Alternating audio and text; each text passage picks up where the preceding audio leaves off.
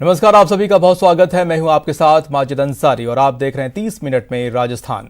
तो चलिए खबरों का सिलसिला शुरू करते हैं फटाफट अंदाज में। पीएम मोदी ने आत्मनिर्भर भारत अभियान के तहत 41 कोल ब्लॉक्स की नीलामी की प्रक्रिया की शुरुआत की है। इस दौरान पीएम मोदी ने कहा है कि भारत कोरोना से लड़ेगा भी और आगे भी बढ़ेगा। इसके साथ ही पीएम मोदी ने कहा कि भारत इस बड़ी आपदा को अवसर में बदलेगा। इस संकट ने भारत को आत्मनिर्भर भारत होने का सबक दिया है। चीन के साथ सीमा विवाद से निपटने के लिए पीएम ने सर्वदलीय बैठक बुलाई है। वीडियो कॉन्फ्रेंसिंग के जरिए 19 जून को शाम 5 बजे यह बैठक होगी, जिसमें कांग्रेस समेत देश के सभी बड़े राजनीतिक दलों के अध्यक्ष शामिल होंगे। प्रवासी मजदूरों के लिए केंद्र सरकार ने मेगा प्लान बनाया है। 20 जून को पीएम करेंगे गरीब कल्याण रोजगार अभियान की शुरुआत। 116 जिलों में राजस्थान के 22 जिले भी शामिल हैं। बढ़ते कोरोना संकट के बीच आज केंद्रीय कैबिनेट गृह मंत्री अमित शाह ने दिल्ली और एनसीआर के अधिकारियों के साथ बैठक की। इस बैठक में दिल्ली के सीएम अरविंद केजरीवाल भी शामिल रहे। बैठक में दिल्ली से सटे जिलों के डीएम भी बैठक में शामिल हुए। शाह की ये बैठक दिल्ली और आसपास के इलाकों में बढ़ते कोरोना के केस पर रणनीति तैयार करने के लिए थी। सुरक्षा परिषद से जहां भारत की अस्थायी सदस्य देश के तौर पर एंट्री मिली है, भारत को ये जीत निर्विरोध मिली है। भारत 2 साल के लिए यानी 2021-22 के लिए यूएनएससी का अस्थायी सदस्य के लिए सदस्यता मिली है। भारत को यूएनएससी के कुल 193 वोट में से 184 वोट मिले। एशिया प्रांत श्रेणी से सीट पर भारत अकेले उम्मीदवार था। यूएनएससी में भारत को सदस्यता मिलने पर विदेश मंत्री एस जयशंकर ने खुशी जाहिर की है और ट्वीट कर पूरी टीम को बधाई दी। पीएम मोदी ने यूएनएससी में भारत के चुने जाने के लिए वैश्विक समुदाय का आभार जताया है। पीएम ने कहा है कि भारत वैश्विक समुदाय की भलाई के लिए अपने वादे पर आगे भी कायम करता रहेगा। चीन से झड़प में शहीद हुए 20 जवानों का मुद्दा आज कांग्रेस नेता राहुल गांधी ने फिर उठाया। राहुल ने केंद्र सरकार से सवाल पूछा है कि भारतीय सैनिकों को बगैर हथियार के चीन से सामना करने के लिए क्यों भेजा गया। राहुल ने पूछा कि क्या सरकार इस मामले में देश से कुछ छुपा रही है। राहुल ने केंद्र सरकार से कल भी इस मुद्दे पर सवाल किए थे। वहीं कांग्रेस प्रवक्ता रणदीप सुरजेवाला ने भी मोदी सरकार पर हमला बोला है। रणदीप ने कहा है कि देश की सरहद पर दुश्मनों की नजर है, लेकिन मोदी सरकार की नजर सिर्फ देश की सियासत पर है। वहीं राजस्थान से राज्यसभा चुनाव के उम्मीदवार और कांग्रेस नेता केसी वेणुगोपाल ने भी मोदी सरकार की चीनी नीति को लेकर हमला बोला। वेणुगोपाल ने कहा कि मोदी सरकार की नीतियों के कारण सरहद पर भारत घिरता जा रहा है।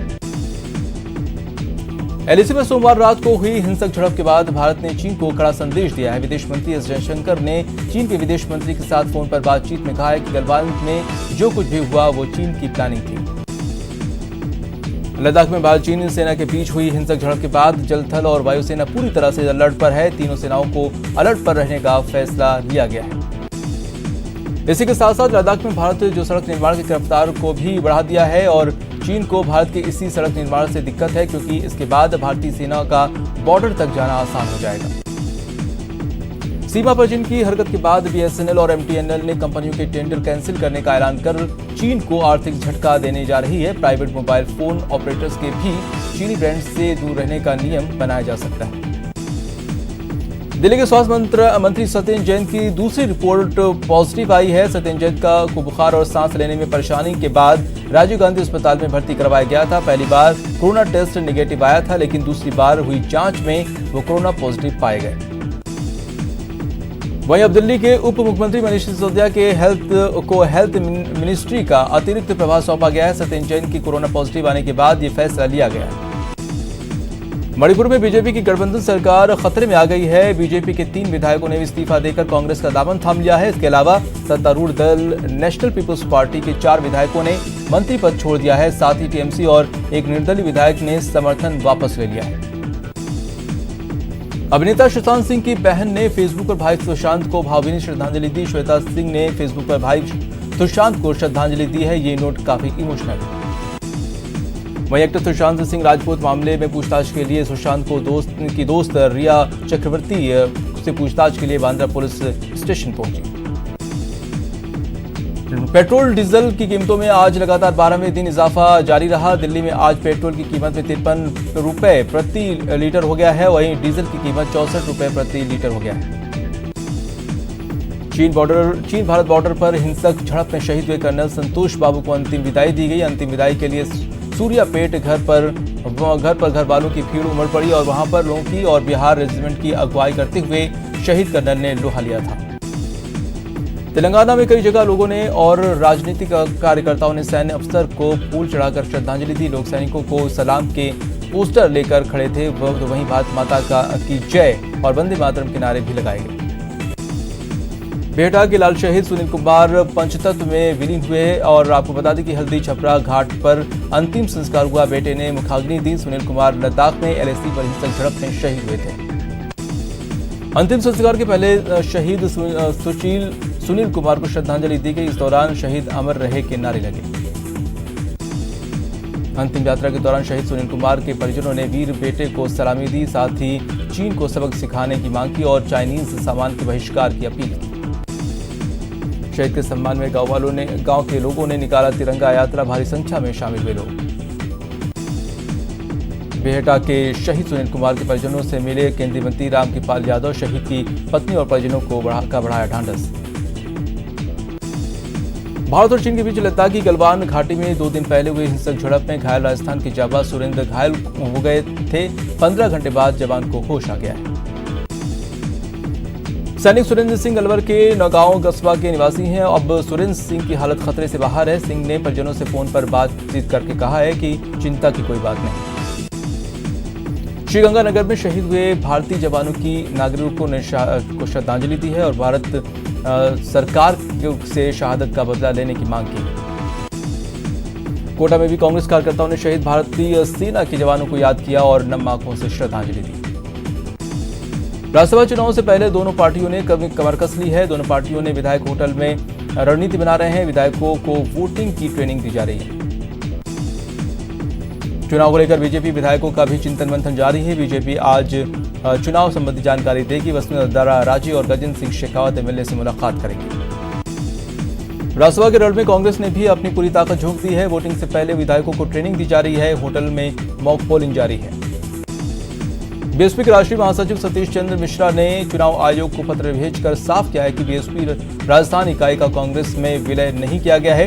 इसके साथ ही बीएसपी राजस्थान के प्रदेश अध्यक्ष भगवान सिंह बाबा ने राज्यसभा चुनाव के रिटर्निंग अफसर को पत्र भेजकर स्थिति साफ की है।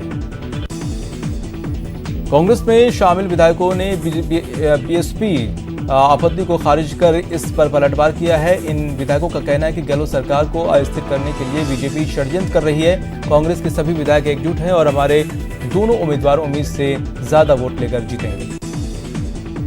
आज से माध्यमिक शिक्षा बोर्ड के बचे पेपर्स की परीक्षा शुरू हो गई। 6 फीट के दूरी में छात्रों ने एग्जाम दिया। एग्जाम सेंटर्स में हेल्थ प्रोटोकॉल का ध्यान रखना बेहद जरूरी है। कोटा के इटावा कस्बे में माध्यमिक शिक्षा बोर्ड की परीक्षा एक बार फिर शुरू हो गई है। इटावा में डिस्टेंसिंग का पालन करते हुए 2 केंद्रों पर परीक्षा आयोजित हुई, जिसमें 77 स्टूडेंट्स ने हिस्सा लिया। झालावाड़ में रुकी हुई माध्यमिक शिक्षा बोर्ड की परीक्षाएं शुरू हो गई हैं, जो कि आगामी 30 जून तक चलेंगी। साथ ही सेंटर्स पर सैनिटाइजेशन किया गया और साफ सफाई का पूरा ध्यान रखा गया। धौलपुर में रुकी हुई बोर्ड की परीक्षाएं आज से शुरू हुई हैं। परीक्षा सेंटर्स पर सोशल डिस्टेंसिंग का पूरा ध्यान रखा गया। साथ ही सरकार की गाइडलाइन के मुताबिक परीक्षाएं शुरू हुई। बाड़मेर में सोशल डिस्टेंसिंग के साथ ही रुकी हुई बोर्ड परीक्षाएं शुरू हुई। साथ ही अब एक रूम में 24 की जगह 16 विद्यार्थियों को ही बिठाया गया। केंद्र पर ज्यादातर स्टूडेंट्स मास्क और सैनिटाइज खुद ही लेकर पहुंचे थे। करीब 11.5 लाख 10वीं और 8 लाख से ज्यादा 12वीं की कक्षा के परीक्षार्थी भाग ले रहे हैं।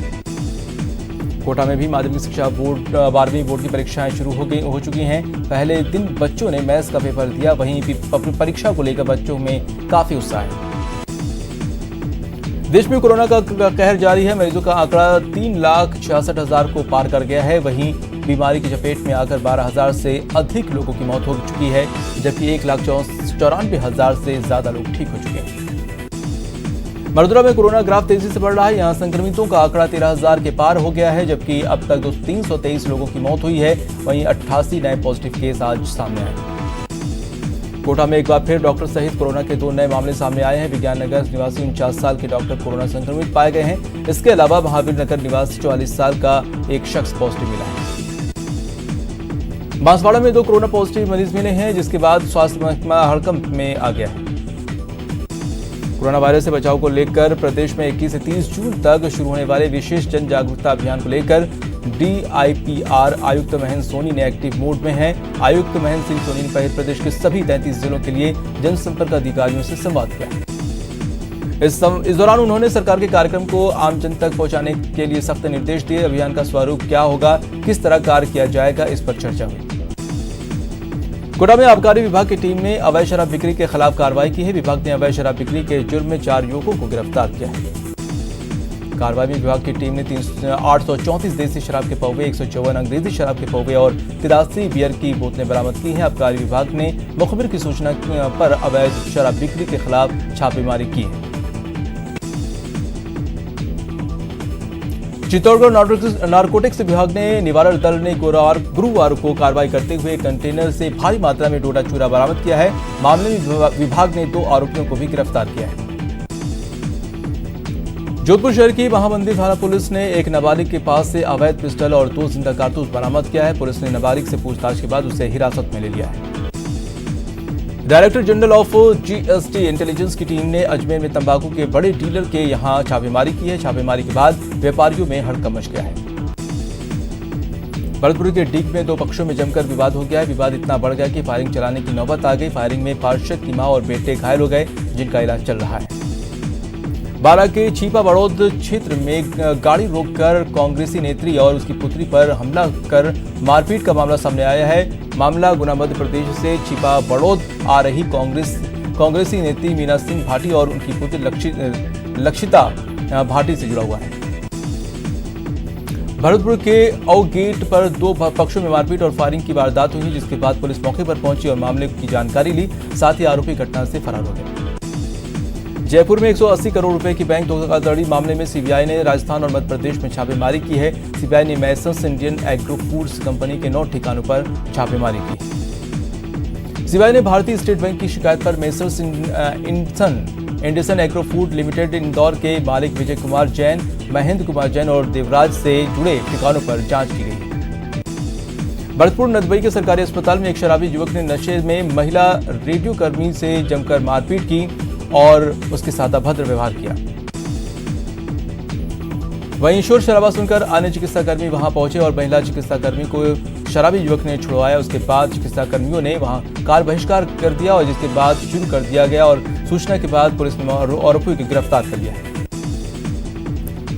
सिरोही के बरलूर थाना क्षेत्र में फिल्मी अंदाज में लूट की वारदात को अंजाम दिया गया। यहां लुटेरों ने कार चालक से बंदूक की नोक पर लूट कर फरार हो गए। टूंक में देवरी थाने के 2 पुलिसकर्मियों और कार सवार युवकों के बीच बीती रात हुए विवाद में इतना तूल पकड़ लिया कि बाद में पुलिसकर्मियों ने युवकों की पिटाई कर डाली। पीड़ित युवक बीजेपी शहर मंडल के अध्यक्ष राजन सिंह राणावत का पुत्र है, जबकि दूसरा उसका भांजा बताया जा रहा है।